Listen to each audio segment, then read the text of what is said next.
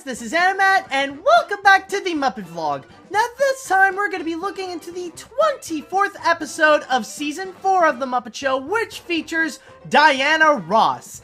Now, to give you guys a little bit of a description of who Diana Ross is, she is actually known to be a singer, songwriter, actress, and record producer. She started out in the vocal group The Supremes, where she actually managed to get herself a few hit singles.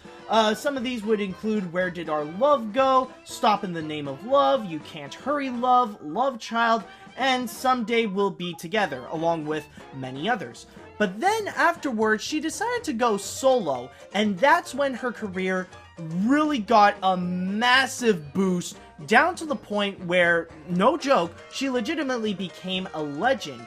And she even tapped on to other different places, not only making many great hit singles, but she also tried out into acting, where she actually did get a Golden Globe and Academy Award nomination for her performance in Lady Sings the Blues, and then later got another Golden Globe nomination for Double Platinum. But ever since then, looking into her career overall, like I said before, she truly became a legend. Down to the point that Billboard magazine actually called her the female entertainer of the century, and she's actually regarded as the most successful female music artist in history by the Guinness Book of Records.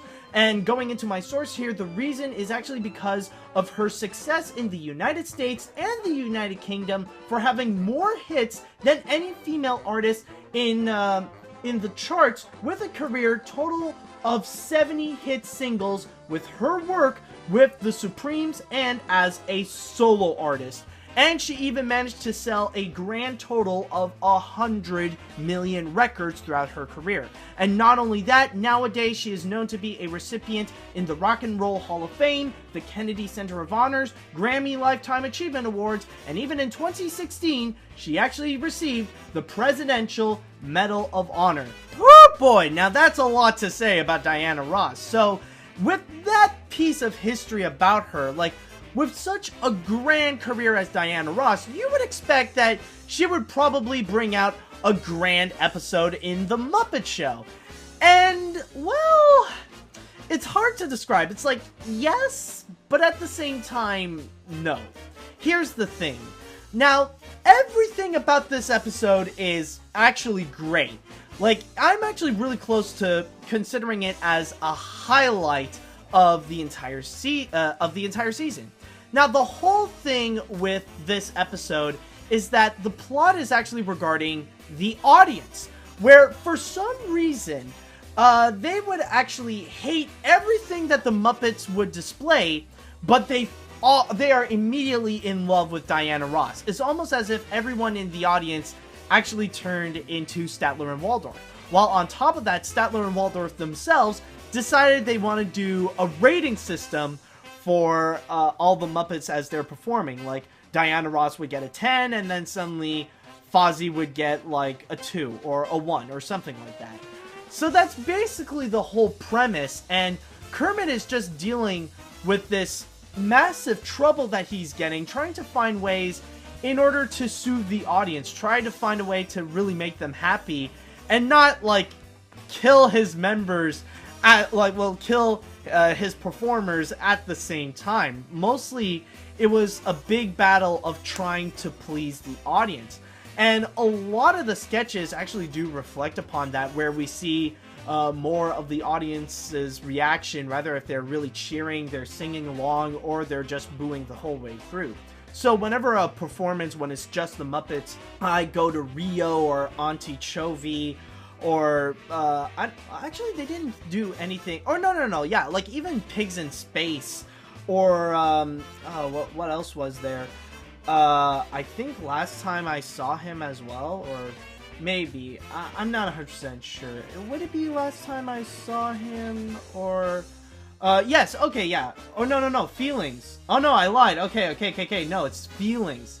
So, okay, going back into the list I was saying, I Go to Rio, Auntie Chovy, Feelings, and Pigs in Space, the audiences were booing. They were all hating it. And even, when some of the Muppets would try to come in, if Fozzie wanted to try to come onto the stage, or if Gonzo wanted to come onto the stage, like, oh my god, they would get such a beating, like, so bad from the audience. But then, when Diana Ross would enter into the scene, when she would sing songs like Love Hangover, Last Time I Saw Him, and Reach Out and Touch, like, everybody was loving it. Everybody was praising it. They were just adoring it. And a lot of the sketches themselves, they definitely were great. They were definitely hilarious. Love Hangover was actually really fascinating to watch, considering that it did have a more trippy feeling to it, and also they used a lot of the giant Muppets. And I don't mean like the big Muppets like Thog or Sweetums. I mean like the huge ones. Like they had the giant birds, and they got like 12 feet Muppets. It was crazy. Like it was a really great number, and probably the highlight of the episode, hands down. Pigs in Space was actually really hilarious to watch.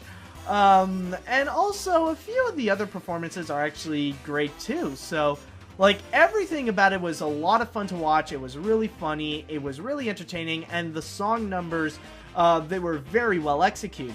So, with all that said, you guys are probably wondering, what's wrong with this episode?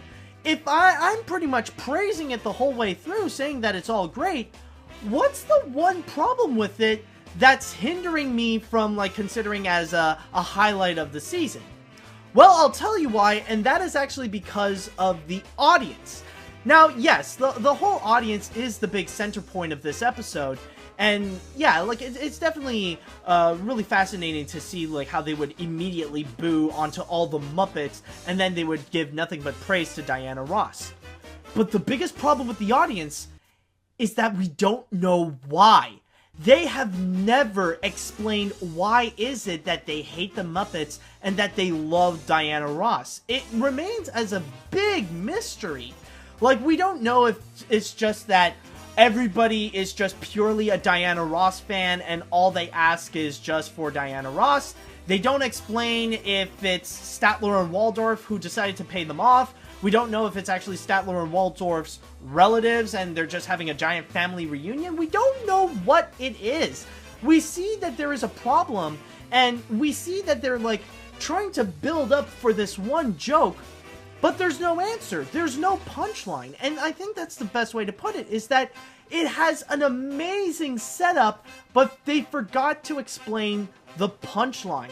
They were going so well with it, but just that one little element just really screws it over. Like, we don't know why it's really happening.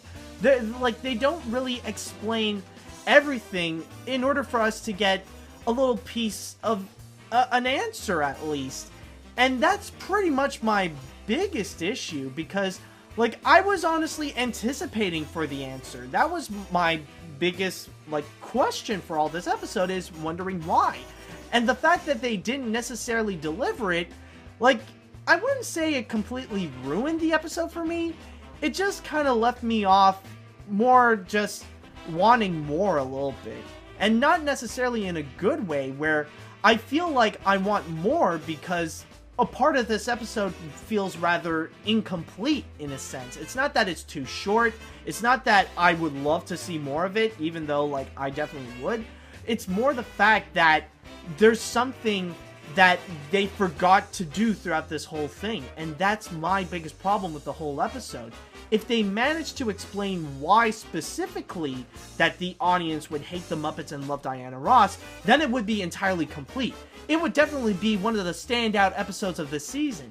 But without it, it's just, like, something that the episode completely forgot. So that's pretty much all I could say overall, is that everything about this episode is fantastic. Diana Ross is fantastic. The musical numbers is fantastic. The humor is fantastic. Everything is set up so well, but they forgot to put in the punchline of their entire joke. It's all set up, but there's no payback. There's nothing that feels satisfactory knowing what's going on in this episode. So is it just a case of a tough crowd, or I don't really know.